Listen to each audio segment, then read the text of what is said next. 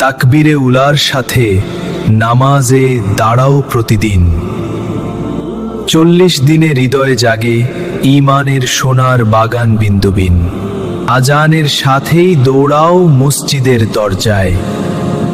ফজিলতের বরকত নেমে আসে ফেরেশতাদের সাজায়। 40 দিন সময় মতো দিলে নামাজের ডাক, রহমতের ফয়সালা হয়, মুছে যায় গুনাহের ফাঁক। প্রথম তাকবীরে কাঁধ মেলালে সবার সাথে, রবের ভালোবাসা বাড়ে হৃদয়ের গভীরতায় হাতে হাতে। নবী সাল্লাল্লাহু আলাইহি ওয়াসাল্লাম বলেছেন, তাকবীরে ওলা মহান নিয়ামত, যে তা রক্ষা করে তার আমল হয় আরো উত্তম, আরো বরকতময়।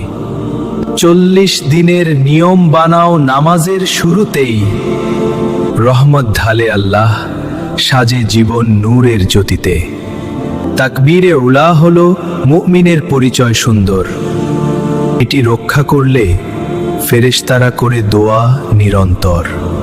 আল্লাহর ঘরে প্রথম কাতারে দাঁড়ানো ইজ্জতের সিংহাসন।